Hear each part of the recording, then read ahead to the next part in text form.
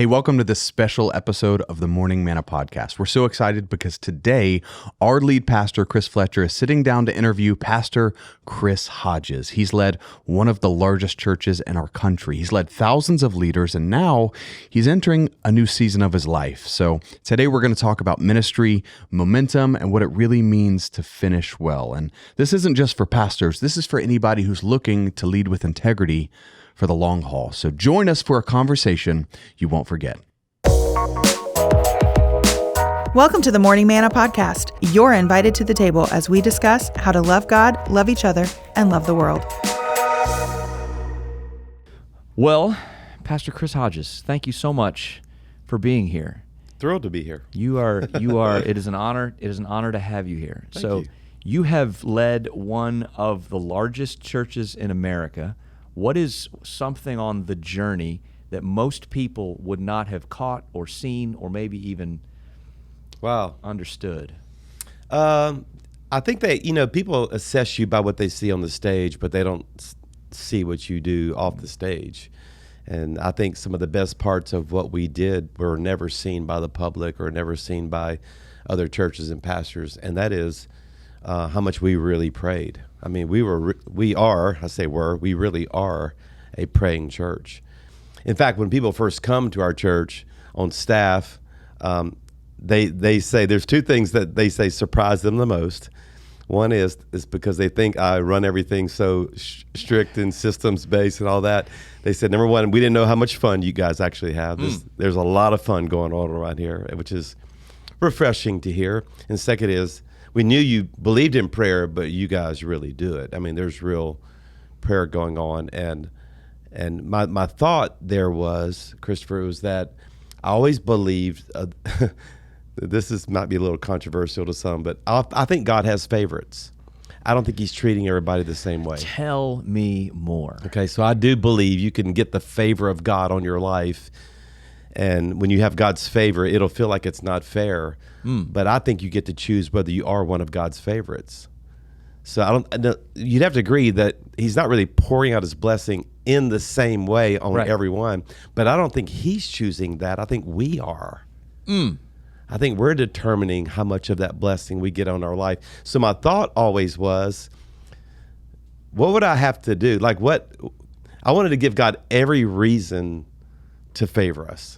So then you start asking yourself, then what is he attracted to? What would make him go, wait a minute, now I'm going to put my hand on that, and I'm going to bless that. I'm going to make that easier for them, and I'm going to help them with that. And I truly believe the Church of the Highlands story, my ministry story, 41 years of ministry, is that there's so much incompetence in myself that there's no way. I always tell people, we're good, but we're just not this good. We're not this good. God put his hand on our ministry and on our life. And I think that the number one thing that I would point to, there's a whole list, by the way, but the number one would be prayer. Can I break that down a bit? It's your podcast, my friend. So. Everybody talks about different things, habits, rhythms, disciplines, whatever you want to call it. Okay. Can you go under the surface on, let's pretend that I'm listening, watching right now, and I hear you say that and go, okay, so I'm going to step into a prayer rhythm. Like get just intensely practical with me. How do I do that as an individual? Yeah. How do I do that as a leader? Yeah. And I mean, I'll keep prying after that. Well, the people that know me and know that I'm disciplined to the core. I mean, if I have one natural thing that served me well, is that I'm a disciplined person. I would have done really well, by the way, in this environment, this military vision you guys have, because I'm very attracted to it. By the way, side note, I don't mean to rabbit trail here, but it's a podcast. You can rabbit trail as long as you want. I actually thought I was going to be a chaplain in the military. What? I really thought, I was so attracted to military.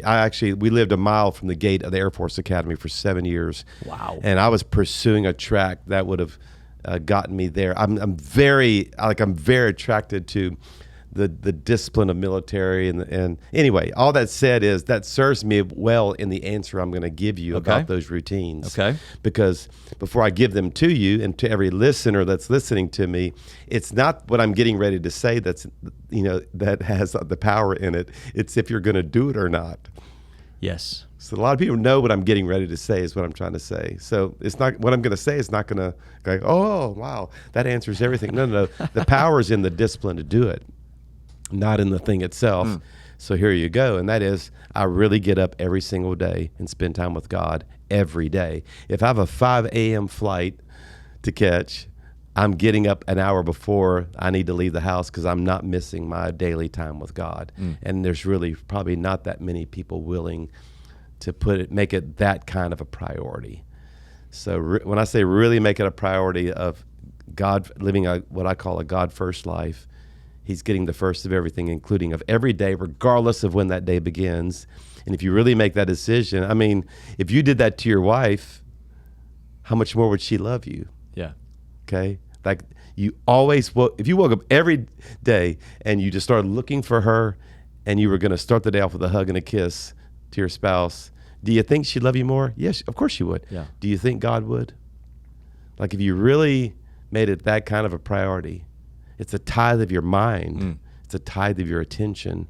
It's a tithe of your emotions. You're first, period. End of story, you're first. Love that. And so what that looks for me is, again, not rocket science. It's always the three things. It's always time. I always start with the time in the Word because I'm too tired still to pray. So I love starting by letting God speak to me. I always feel like that's the part of the conversation where he's talking. Prayer is the part of the conversation where I'm talking. And then I always end with worship. So in equal parts, I'm going to spend time with God in those three ways. And I just honestly, since I was probably 19, Christopher, I have not missed. And I'll be 62 next month. So just haven't missed. And then the same thing with the church. So our church just had its 25th January to start the year with 21 days of prayer and fasting, of which we're up every morning at 6 a.m. gathering at the church and seeking God for 21 days. And thousands come. In fact, I think this past January we were averaging 12,000 people showing up at 6 a.m. I mean, we have traffic control out on the highways at 5:30 in the morning because we've made this a priority. And it didn't start that way. It kind of caught on, and now we have the momentum, and that's one of the biggest things in our church. And but we refused to start a year without giving God the first of our year. And not only that, let me take it a little deeper, prayer and fasting. And not some of the more modern versions of fasting. No, give it to me. Not the modern versions of fasting that, I'm going to, I don't know, set aside my social media for 21 days. I'm talking about we're not eating. Yeah. And we're setting aside all things secular and of the world, and just to have this focused attention on God. And again, I just think it's, you got the hardest thing about answering this question is it can easily move into this works-based tree of the knowledge of good and evil kind of. Okay, so it's not that. Right. You got to love it and want it. Okay, so but faith without works is dead too. I mean, so that's in the Bible too, and we need to. You can say you love God, but that's like you always say. You can say you love me, that's but right. Take me out to eat once in a while. You know? Faith, I'll show you by my works. Exactly. There you go. Exactly. So can I ask? I was speaking to a youngster, a young pup, a young buck coming up in ministry. Okay. And we were talking about prayer and prayer rhythm, and his I don't know, his challenge to me, his question to me was, I'm a words guy. Words aren't hard necessarily. So the idea of sitting down and talking to God is like you and I sitting down and having a conversation here. It's easy to have a conversation. Right. So his question was, I'm more introverted. I'm a little more, how is it that I can find and develop my voice and my rhythm of my conversation with God? How did that with that. How did that evolve for you? I identify with that. I'm an introvert. People don't know that about me. My favorite day of the week is the day I stay home and study and don't see another person. So I'd rather prepare a message than deliver it. So that's there. You got a little look in this warped mind of mine. But anyway, I'm very much an introvert, and I'm not a words person. I mean, I love few words, honestly, in conversation. So I'm not a chatty Cathy kind of a guy. So the answer, how I would have answered that question, is what I actually do, and that is I come into every time of prayer with models, methods, lists. I still carry about a 4-page prayer list of everything that I'm going to cover in prayer every day. And I've done it so long I could recite it without the pages. Yeah. But it's just 4 pieces of paper stapled together. It's not on my iPhone or anything. And I go through the leaders of our country, the leaders of our church. I go through my family, every person by name. I go through, the people closest to me on our team, the people that I answer to. I mean, I have this whole list of close friends that I've committed to praying for every day. I have I call it the pastors that I pastor. So I have a whole list of pastors that call me their pastor, and I cover them in their churches in prayer every day, and I have their names written. And it's just, so I can't run out of things to say, even though I'm not a words person. Sure. So by the way, I don't think what you described should ever have to become what I've described. Right. And what I've described, I let that take over. In other words, I always start with a plan. Yes. And then if I want to ditch it and just have this conversation with God, yes. I mean, certainly do that. Sure. For heaven's sakes. Don't get married to the list. But if I never had the emotions or the desire or to pray or have something to say, I have something to say. Sure. And that's what I would tell that person. You got the starter. You got the ignition. You got the switch. And the finisher. Honestly, if I never really got into it, it would still take me 45 minutes to cover these lists.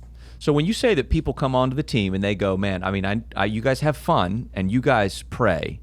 What kind of prayer rhythms? Like how have you built prayer? Because I've been to Church of the Highlands and I've hung out with some of your staff are very dear friends of mine, and it's so natural. So how is it? Obviously, it's just the repetition that you do it, but how is it that you sort of bake it into the culture where it becomes a natural outcropping of meetings of the week? Right. Well, you have to model it, honestly. People do what people see. Yeah. That's a fact. So they want to see it in their leaders. And so I'm there on Saturday mornings. So we have 52 Saturdays a year, 9 to 10 a.m. We're praying. We're praying for the Sunday service. And it's a very directed prayer of we're just going to make sure we really cover Sundays in prayer. So we know while we're there. And then I figured out these prayer patterns and routines that I know fit for people, like we always have. A starter praise song, your enter his gates with thanksgiving. So before you ask God for new things, thank him for what he's already done. We have a little 10-minute word that motivates us, stirs us, because faith comes by hearing by the word of God. We want to hear that word. Go into a worship song. So 20 minutes of the hour, we have just had that. So it's kind of flying by. I've taught people how to have. I want them to get to the end of the hour and go, wow, where did the time go?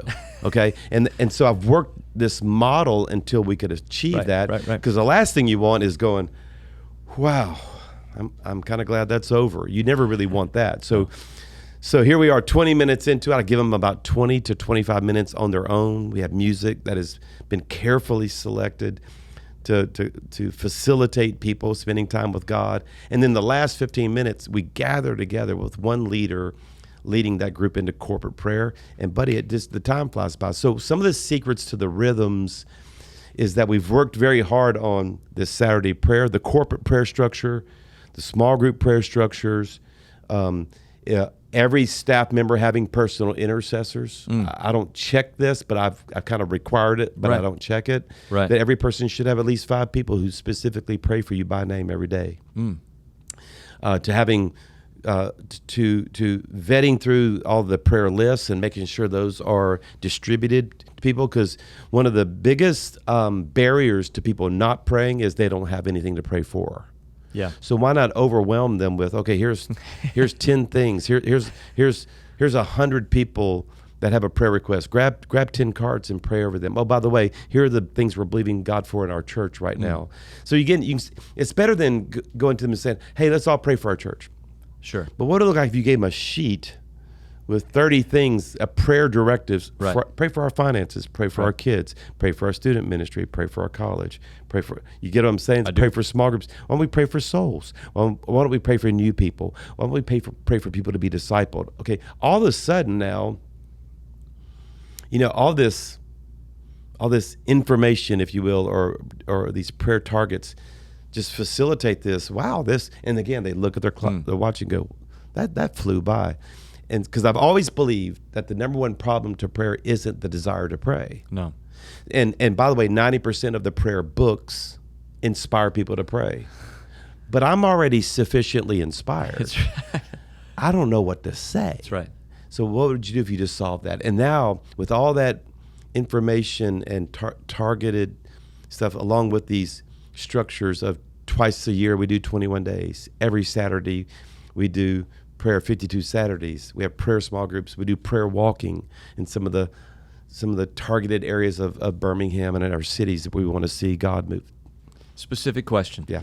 If you're going to go do outreach, or you're going to go do something in a city, or in the city, do you have specific prayer walking strategies prior to going and doing the outreach? We do. We actually, I was raised in the 80s, 90s. Well, I was going to get to. I mean, you came from you prayer came from movement. the house of prayer. So. Yeah, and back when Peter Wagner was writing these books on spiritual mapping. Right.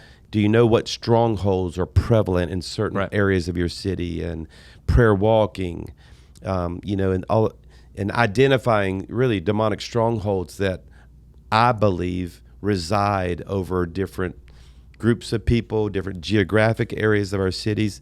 And so now you're almost mapping out your city. I grew up in my own house, my office, giant map of Birmingham. Father, move in the city of Homewood, move in the city of Mountain Brook, putting my hands on maps, Does that actually make God move more? No, but it helped me. Sure. And that's the point. It really, all that's really, really important, I think. And I forgot your original question that you asked about that. I got so wrapped up in all. I was asking about do you target if you're going to go do like an outreach? Yeah. Okay. Yeah. Serve that's day, right. So serve day's coming up, though. and your prayer walk in the areas you're going to. Oh go man, do. and we even worked with the local police to give us escort through areas that might even be dangerous for people to be in. So we'd go in some of the highest crime areas, and walk through the cities, and we'd actually see literal. Not measured by us, measured by the city. Sure. Crime statistics fall the more we prayed in those areas. So 100% it works. 100% it works. Let me think of this. We actually call our prayer ministry prayer force. You guys are military ministry people. What does the Air Force do? Soften the ground. They kind of go in first. Yep.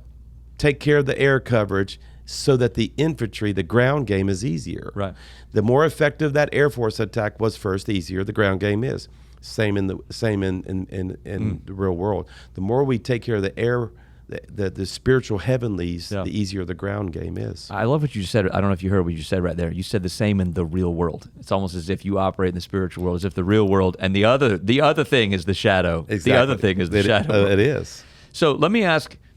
You planted Church of the Highlands. Did. So when you started this Saturday prayer rhythm day one. Oh, day one. From the jump. Before we began, we were core the team. The first you're doing thing I this. built was the prayer team. The very first thing I built, personal intercessors, then prayer team, and then we were actually Birmingham has a loop interstate. Mm-hmm. So one goes kind of over the northern part, and then there's a loop interstate that connects it. So it's kind of this football-shaped interstate system in Birmingham. And I used to drive the loop.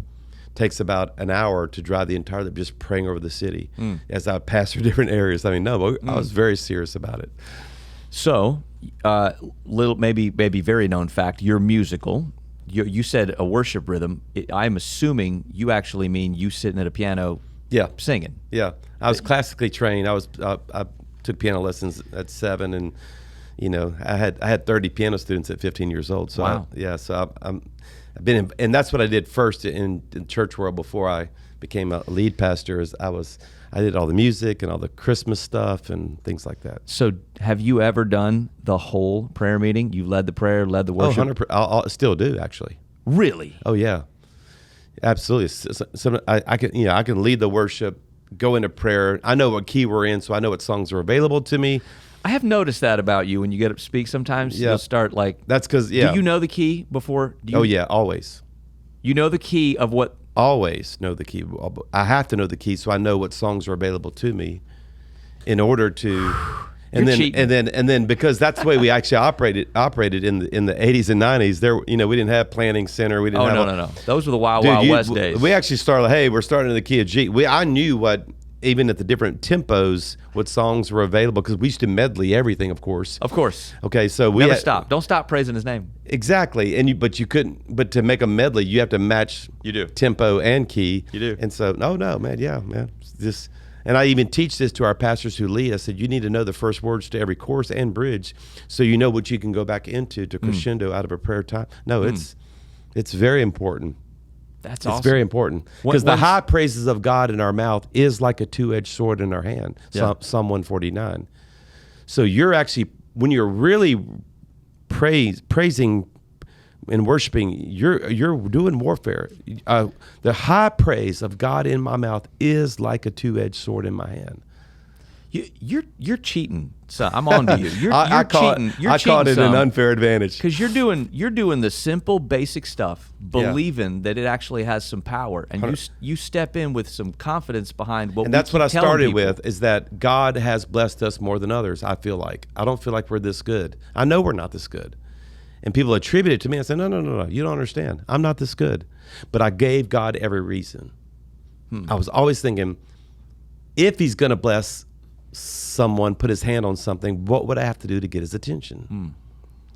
I used to do that with my dad, by the way. I'm in the middle of 3 kids, and I worked hard to be his favorite, and I got the least punishment of my siblings because I was going to stay in his favor to receive his blessing. And we can do the same thing with our Heavenly Father. That's a fact. That's good. That's a fact. That's good.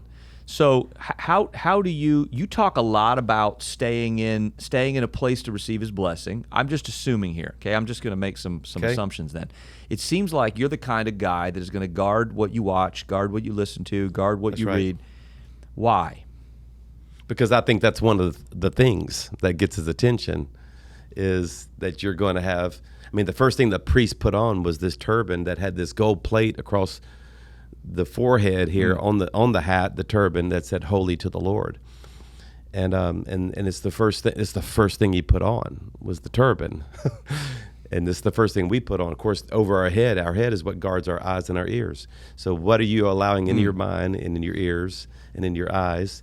And the more you guard that, 100%, God's attracted to it. Again, if you liken it to any relationship, if I had that kind of relationship with my spouse, my wife Tammy, where I never even blinked at another woman, never even commented on that beautiful dress she was wearing. If I had only eyes for her, you don't think that would make a difference? Of course, for sure. Of course. And then the opposite, when you have eyes for, if I was constantly going, man, that girl's looking good.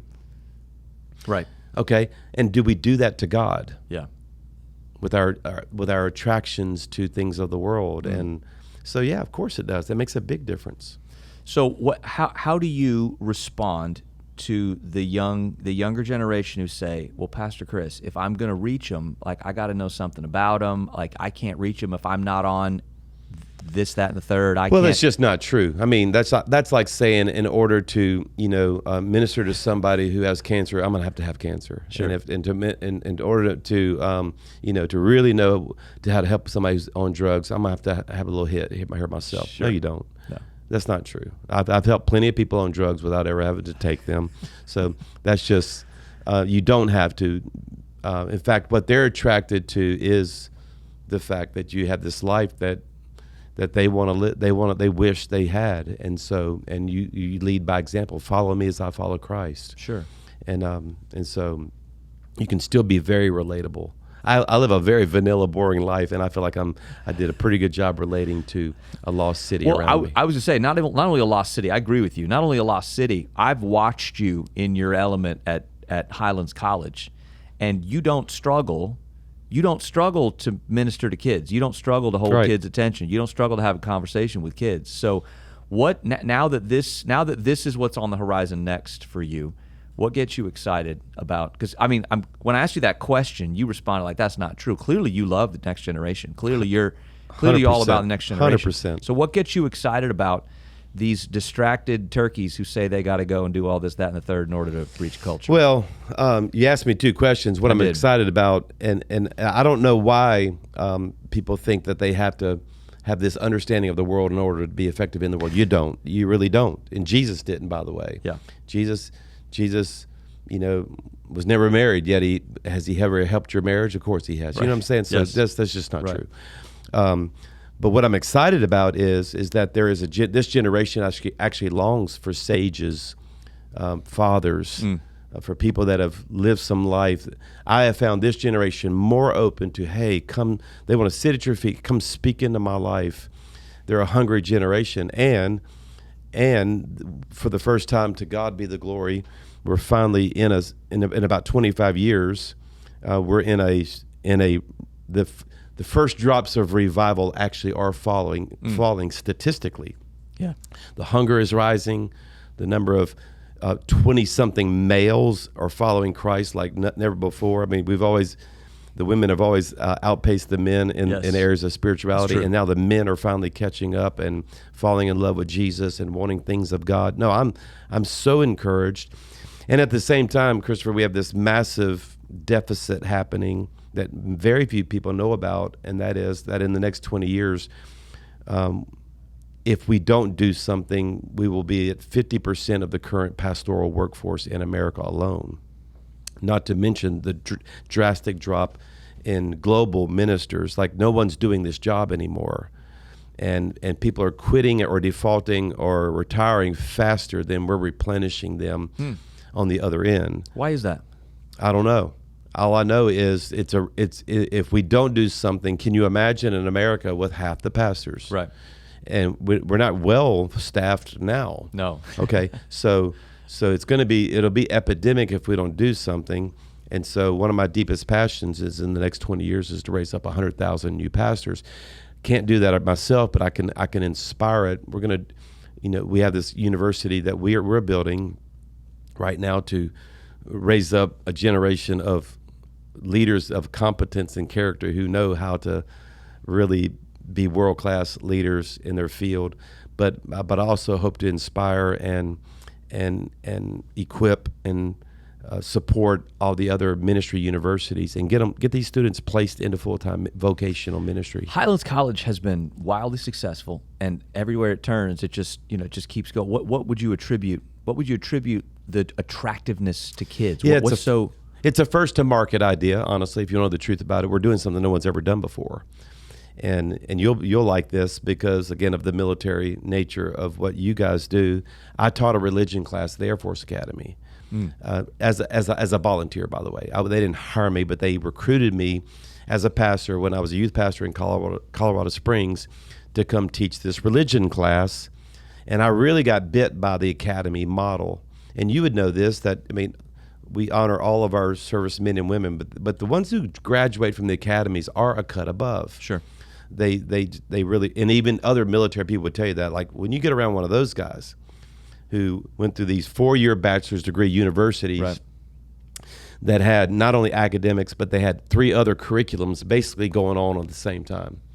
And in the academies, it's academic instruction, military training, character formation, and physical development. And we thought, what would it look like if we built the first university in the Christian space that borrowed that model? So we have academic instruction. We're a 4-year bachelor's degree university. Yep.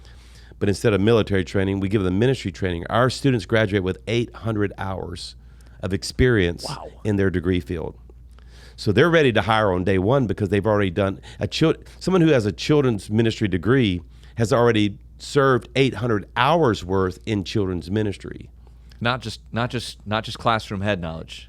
And in a culture like Highlands that Sure. that knows how to do it in rented spaces and in giant auditoriums. Sure. Okay. Sure.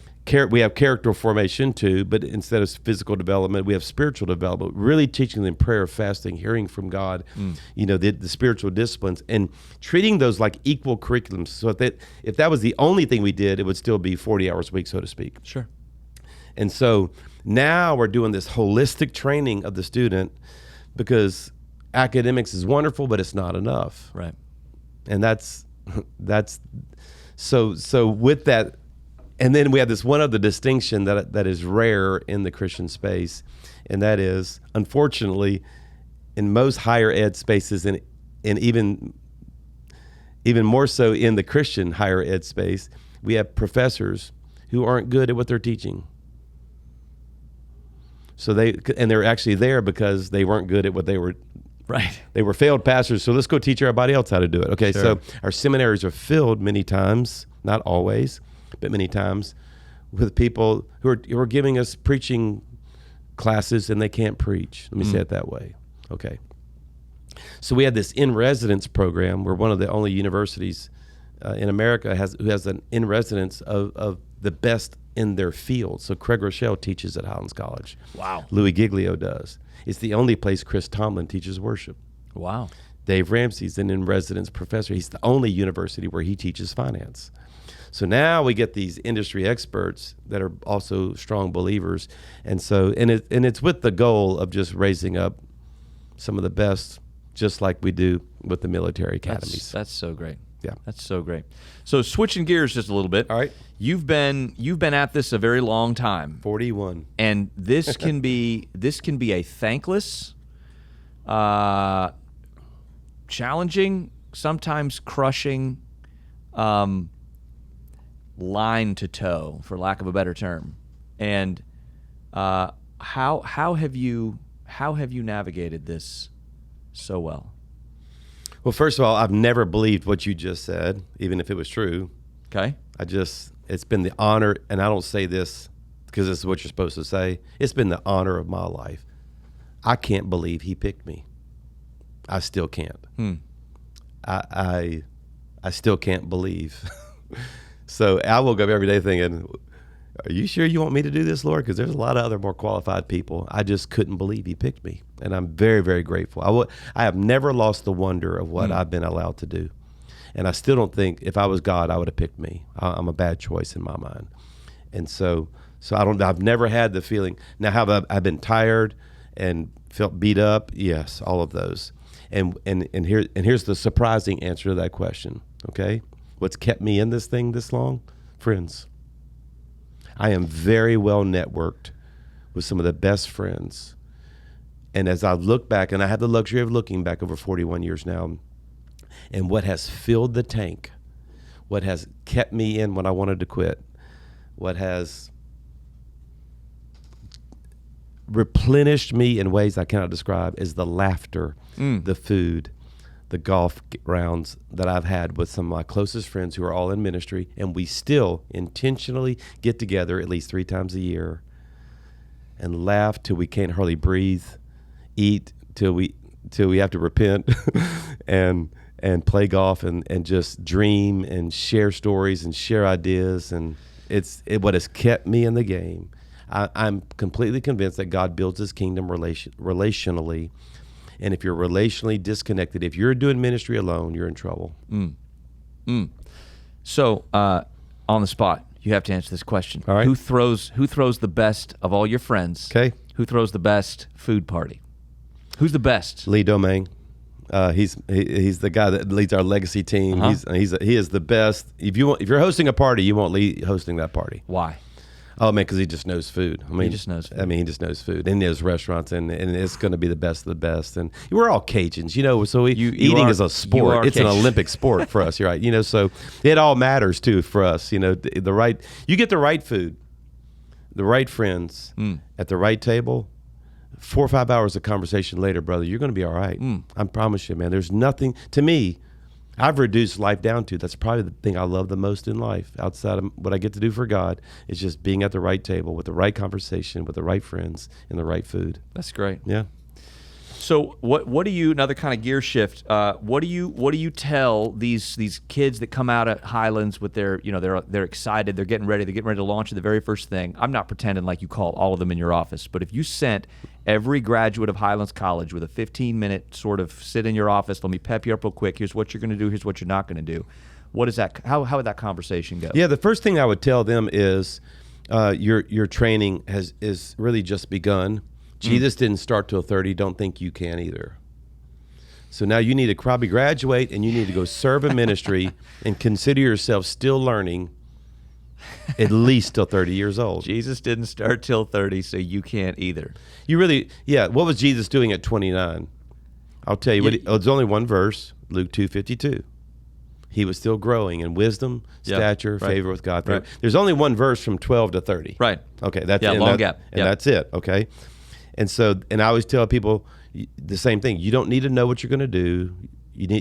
I always say you don't need to know, you need to grow. You need to graduate and say, I'm going to go now serve a pastor, and I'm going to keep learning and keep growing, keep asking questions, keep observing things. I said when I was 23 years old, I thought I was going to be a missionary to France. I said at 30, I'd never be a senior pastor. That's how much you don't know. So you're this right about so many things, and you were that wrong about your own trajectory. That wrong. Exactly. And it's true, man. I mean, you don't know. You just need to grow. Yeah. And so I take the pressure off of them and say, listen, you don't need to pick the perfect job. You need to go get around someone who believes in you, and you need to serve that vision. I was very faithful till 38 of serving the vision of other leaders. And whatever I didn't even pray about God, what's your call of God? My call was whatever our pastor wanted to get accomplished. And I did it well, honestly. I was very focused on being the best number 2 guy in the world. And I just truly believe that. I truly believe that the best conversation, the best advice I could give that young person is go do that same thing. And then at 38, you'll probably get something like what the Lord's entrusted to me. So we're surrounded by young pups who have calling and at the same time ambition. How do you coach? How do you ride on the strength? The Bible says that the glory of young men is their strength. So how do you ride on the glory of the young? I mean, sprinting is a young man's game. So how do you ride on that glory at the same time being careful of the ambition and the calling? Everything I just said. Okay. Hold your calling tightly and your position lightly. Don't go after position yet. Just don't do it. Go serve somebody else's vision first. Fall in love with, and let the light shine on them. Bring ideas to the table when you're asked to. You can. I had lots of energy. I created the first Christmas Eve service at our church.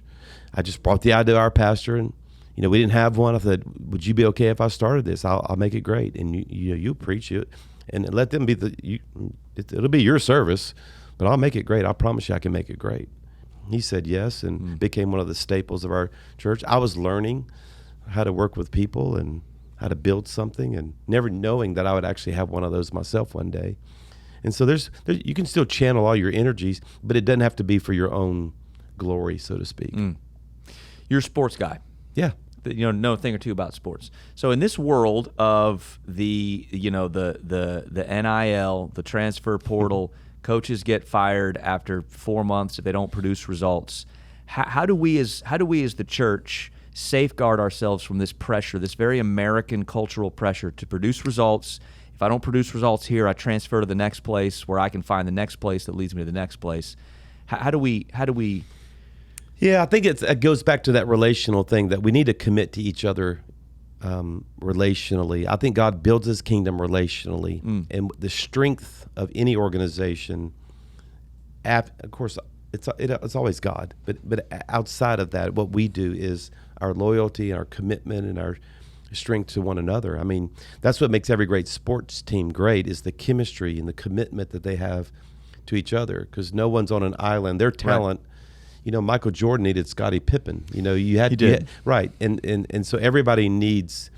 He might have needed Dennis Rodman apparently too. I don't know how that would, how that plays in the history books. Yeah, but. And I just dated myself too, by the way. But over these, the 25 years that I've led Highlands, I built a team, and they're still there. Yeah, they didn't go look for the next best gig. We have a very loyal, committed team. We have lots of longevity on our staff, but it's because we knew that the superpower that we had together was that we were together. Same commitment, by the way, we've made to like the ARC churches. These are friends that are still together. All these 25 years later, we're just as committed to each other and enjoy each other's company, and that's very, very important. It's like a family. You got to build it like a family. Build it like a family. Yeah. At Manna Church, we're a military highway church, so we plant churches. People are here for a couple of years. They're gone to another place. In our context and our culture, and I want to ask you this question because I can record it. We're here talking on the podcast. At the same time, I can ask you some clarifying questions on the other side. Okay. What is the advice you would give us as a movement, as a network, as we plant, but we know that like planting and moving is kind of in our in our deal? What are the things that we should be looking for? What's the advice that you would Well, again, give us? stay in touch with each other, have each other's phone numbers, call each other regularly, provide formal accountability, governance, but also private accountability. Bro, how you doing, man? I'm checking on you. I've been praying for you. Come to the conferences, because they become like family reunions now, and that's where you renew your vows. That's where you renew your values, and no, it's just you've got to work hard to stay together. So, great relationships don't happen by accident. They happen with a lot of intentionality and a lot of, I'm gonna get on the plane and go check on you, take care of you, you with me. We're gonna show up at the parties. We're gonna be at the reunions. We're gonna be a family. We're gonna, so and I love the vision of sending out. I mean, that's what I did with my own children. So I have 5 kids. They all grew up, got married, left the house. But I'm actually seeing my kids more now that they've left than when they lived there. Why? Because I built inside of them, we're family. We stick together. And now our kids, I mean, they come over on Friday night. I always ask them, like, you guys don't have friends? Like, what are you doing over here? They enjoy our company. They enjoy the fellowship. And I think again, build it like a family and you'll be just fine. You have a unique seat in that you pretty much can observe the church culture, pastor fashion, pastor whatever. What are the warning signs you'd fire across the bow of a young pastor saying that you walk in that room, you step up to the line as a lead pastor, and you better. Well, it's different with each leader. Sure. I mean, to be honest with you, I'd hate to characterize the entire young pastor because Let me ask it a different way. Okay. You lead a college, so you're something of a scientist as well. If you aggregated some, hey guys, I've noticed a pattern on some things that we should be careful not to trip up on. What are some of those patterns? So one of the things I'm seeing is that they start a work and then they're always on the road speaking at somebody else's thing. I honestly never got on the road and went to other churches till we were over 20,000 people. I put my nose down and worked our field. I stayed home and pastored people, and I see pastors tending to a lot of other people's vineyards right now. And I don't know, maybe they just enjoy the travel side of that. I'm probably fortunate that I never liked travel. I'm a homebody by nature anyway, but I think that's a danger. I see, and the guys that allow me to speak in their life, I've spoken that to them. I'm saying, bro, you're traveling too much, and your church needs you. Not this other church where you can always give your best sermon. Stay home, study, spend time with people, develop leaders. There's a day when you're what you've accomplished. Now you can use that and influence the world around you, but don't do it too soon, bro. This is hard work. It's like farming. Yeah, you wake up every day and plow that field, man, and just and work hard and sow into people and pull some weeds, and you can't do that if you're gone all the time. You can't. So you would say it's travel. And then I would say some other ones? Marriage and family would be probably my second, is that it's going to be pretty hard to have anything successful if things aren't going well at home. And so if your wife's or your husband's not happy with you, or if your kids are out of control, it's going to be very distracting on a Sunday when you're trying to bring God's word and you've got other pressures and concerns on your mind. Now, it's not to say that I didn't have those from time to time. I mean, we have had hiccups with nearly every child that, probably hiccups is a nice way to put it. Sure. But thank God we've come out on the other side. But you got to tend to family. You got to tend to the home front. I was very disciplined in my relationship with my wife. We're 39 years married. I never missed a date night or date lunch in 39 years, a weekly date night or date lunch. And so, you got to be intentional about relationships. The grass is not greener on the other side. It's greener where you water it. That's good. Okay. And that's where grass is green. So the question is, are you bringing pails of water over to the things that matter the most? That's so good. That's so good. You have seen in the spark in a lot of young pastors, and you've called a lot of things out. What are the things when you're looking at a leader and you're going, these are so like every coach has their characteristics they're kind of looking for. What are the things that you're looking for in a young leader? That's a great question. I mean, I actually look for God's hand on their life. You can see when the favor of God is on someone, when they set their hand to something, it's like that Midas touch. It turns to gold. It has something special on it. So I look for that. I look for, and sometimes they're just average people who are like, wait a minute, they're touching that and it's working in a very unique way. I love to see people through what I call the eyes of faith. It's it's not who they are, it's who I imagine them to be.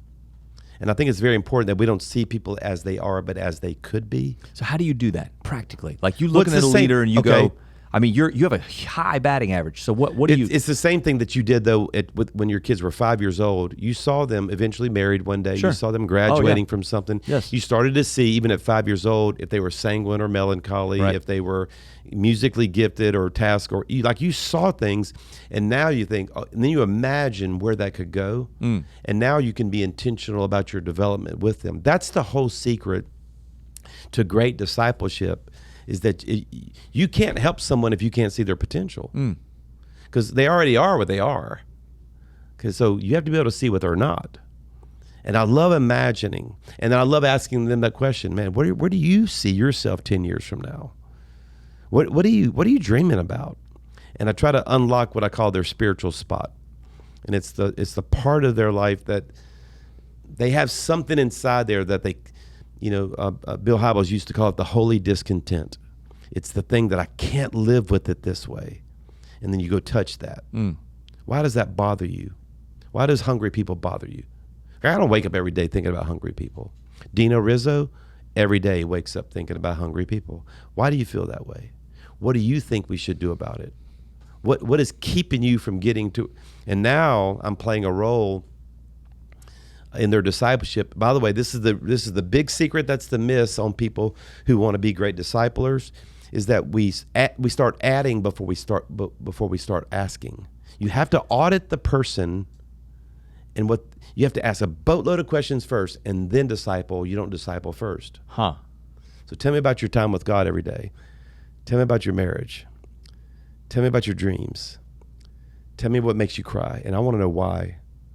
If you had all the money, time, and ability, what would you do? Now you're digging into this. Now I know you. Okay, now I know how to develop you. And then when there's a deficiency of something that's important, like tell me about how you handle money, and you hear something horrible, then stop, lean in. Sure. And if they describe a financial life that's better than yours, move on. When I ask you, tell me about your time with God, every leader has to have that. If they describe a prayer life that's way better than mine, move on. But if they go, what do you mean prayer life? I don't even know I don't even think I have one. Right. Well, then you just stop. And again, you can't disciple without auditing someone first, asking questions, listening, feeling and what they feel and knowing what they know. And now I'm adding value to you. So, and that's what I do to the guys that I've spoken life into, is that I've had to learn them first. I had to listen to them first. I had to ask them questions. I had to go visit their churches. I had to see what they were dreaming about. And that's why I say that with the ministry that I have, Grow Leader, the kind of the tagline is, we help churches reach their full potential, not what I want them to accomplish, what their full potential is. So, observation that may or may not turn into a question, I'm not sure. We'll just see. I'll get started. I grew up a pastor's kid, so I thought my dad just had a magical superpower, like how he just looked at people and saw things. Turns out he's cheating. He's walking in the flow with the Holy Spirit, and he's just wildly observant. Yeah. So in asking you, it seems like there's a bit of that going on as well. You're just cheating. You're just spending a lot of time with him so you can see his fingerprints on people. Right. But also, it seems like you talked about being observant and at the same time asking questions. So which would you say you lead with more? Is it just you observe kind of the standing quietly in the back of the room watching the interactions, or are you just asking questions, or how does that light bulb come on for you? But actually, it first comes on when they approach me. I try not to actually let my mind go there in too many people, because it'll drive me crazy, honestly. Because sometimes they don't want it. They don't want what I'm. Right. So I actually never even go there till they say, "Man, I really would love for you to speak into my life, or I would love for you to take a look at this, or, I really consider you like a pastor to me." But do you see inklings of it before they ask? Of course I do. Yeah, I do, absolutely. How do you control yourself? Oh, I've learned not to open a window that's closed. You have to invite me into that process. I'm not going to go into the process without your invitation. Having done that for so long, do you think there's a secret to that, though? In other words, like I know a lot of young leaders who see something and then they immediately go and they pitch. There is the spiritual gifts are interesting because they're both all of us have them, and then there's that to some he gave. Sure. Okay. And to those, that's the word charis. It means it's a supernatural ability in that area. Like I have faith, but I don't think I have the gift of faith. I really don't think I do. But I have faith, obviously. Okay. Obviously. Okay. Every Christian has a measure of it. Okay. Sure. But some have this ability. There's no mountain ever too big. They always walk into it ready to pray, ready to believe it's going to happen in Jesus. That's my pastor. Larry Stockstill's that way. He has a gift of faith. Yes. I've never heard him say a negative thing about, and then people can come to me with, I've been diagnosed with this, and I'm like, man, I'm so sorry. Like that's not. He is one of the most intimidating spiritually. He's one of the most intimidating people I've ever been around. Like he walks in and I'm like, Moses is here. I wouldn't disagree with you there. So, but I think I do have I think I do have the spiritual gift of the discerning of spirits. So I can see somebody and go, they're unfathered. I bet they don't have a father. There's something I can read. I mean, and if you ask them 99% of the time, I'm right. So I have been very good. I mean, team have brought people to me that they wanted to hire, and I'm thinking, no, not them. I don't know why, but I'm telling you something. There's a story there that's gonna cost you, right, if you move too fast there. And I don't know why. So I think I actually do have. I think I do operate in the discerning of spirits, probably maybe more than most, and so I do use that when I'm spending time with people, and it's served me very well, and I enjoy it. So you use questions as the way of hiding this special gift? No, I'm not hiding it, but I hear what you're saying. It's and it's not really cheating. It's just I had to have a system. I'm a systems guy. There you go. So I had to have some way to dig deeper. And my personality is to get way ahead because I'm a little bit of a control freak. So that's why I'm a terrible counselor because I can see everything that's wrong in the first 2 minutes, and they don't want that. They want they want to talk to you for an hour. I'm ready to see it and fix it, and and see it later, which is why I'm terrible at counseling. So I needed a way to slow down and really dig into the person's life and listen. And so that's why I actually have a list of questions that I ask every leader. From whether I'm developing a campus pastor or mentoring a pastor who's asked for my help. You have lists for a lot of things. I always jokingly say that if I had a list of everything that I like, lists would be at the top of the list. That's good. That's good. Do you have a list for finishing well? Not a real one, but I have one in my mind. Absolutely. Are there some highlights from the finishing well list that you think every leader should aspire to? Yeah. So one is to stay sober. That you're still, even at 62, you're still one step away from stupid. Right. And I think with power and fame and whatever people want to call it, you feel almost invincible. Like I can get away with this now because I have the means to do, and that's a very dangerous thing. And so I always try to keep my feet on the ground and realize that I'm still one step away from stupid. I mean, it takes 41 years to build it and a second to lose it. And you got to tell yourself that every day. You got to remind yourself every day. I actually did create a list of the reasons why I don't ever want to fall. I made a list. And it was things like facing my kids. It was things like embarrassing Christopher Fletcher, who had me speak at his conference, and now they're reading about me in the paper. And it just didn't hurt me, but it hurt my friends too. I made a list of stuff like this, and regularly read the list just to sober me. I encourage leaders to read Proverbs chapter 5, 6, and 7 regularly. Just go read it, and it talks about being lured in by temptation or sin, and how it'll cost you. All at once he followed her like an ox going to the slaughter, and it cost him everything. He lost.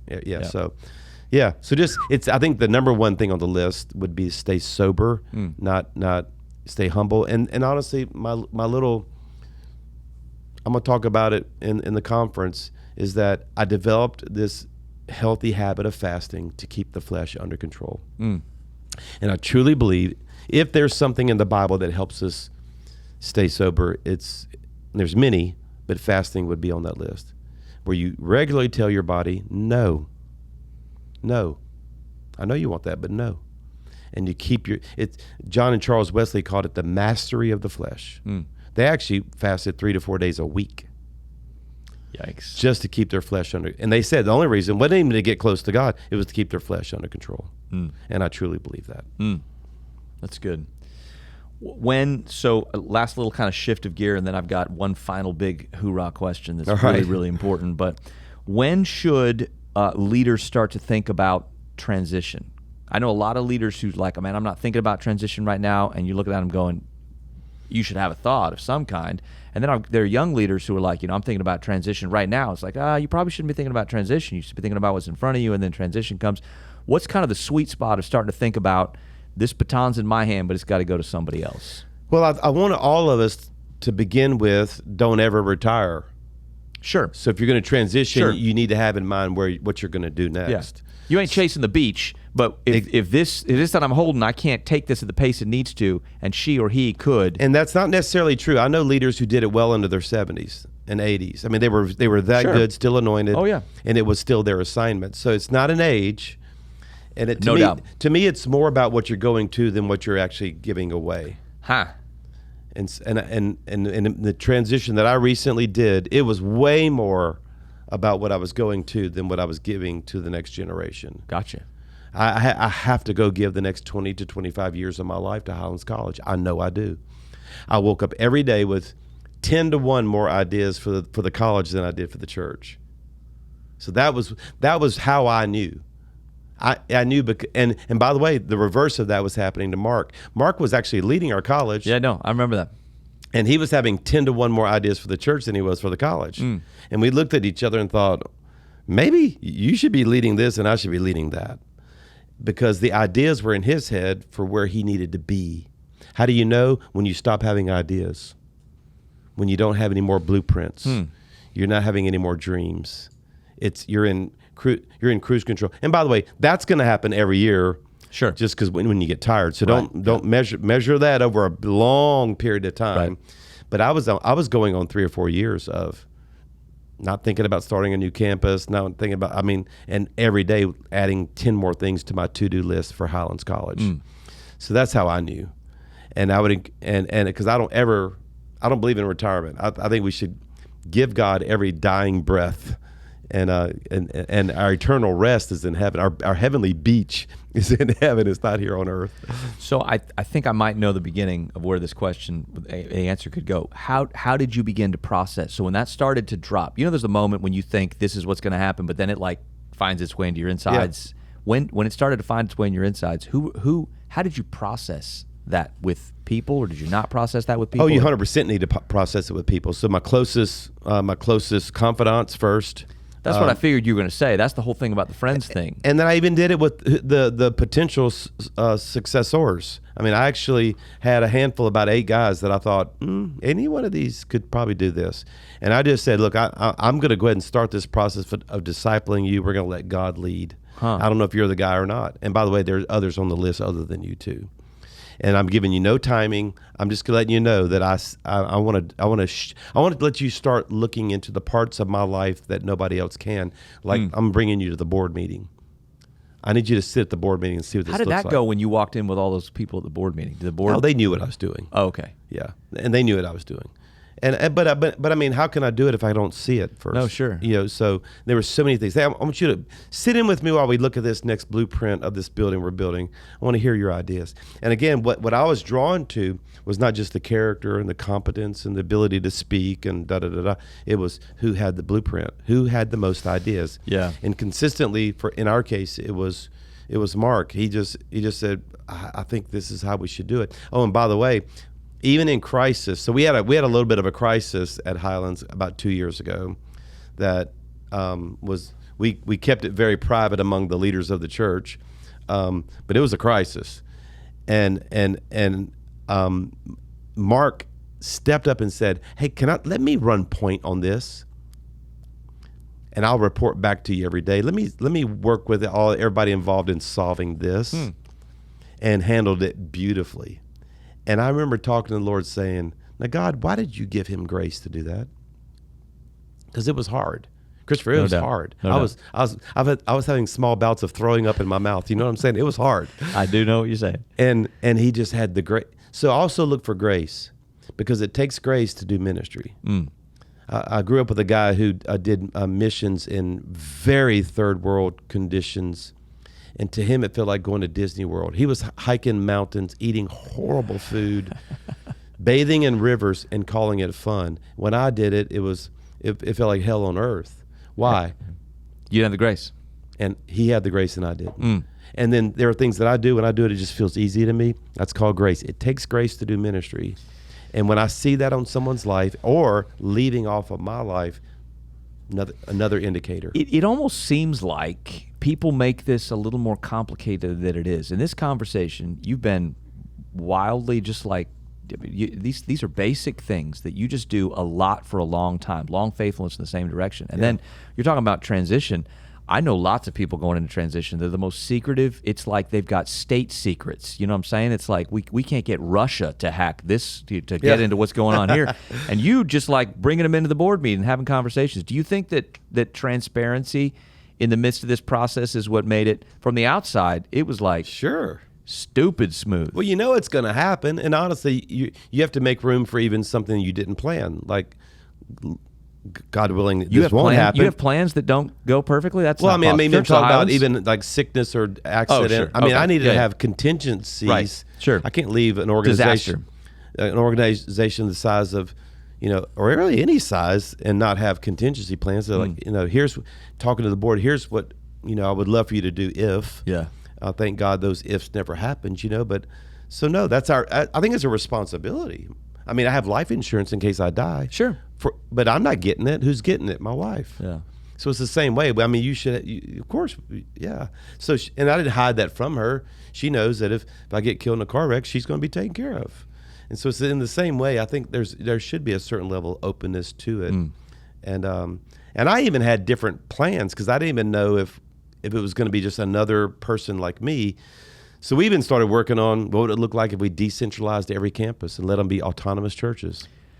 We prepared for I prepared for 3 different scenarios and wanted God to be the one in charge. Let him just choose one. Wow. So I was preparing things that'll never happen.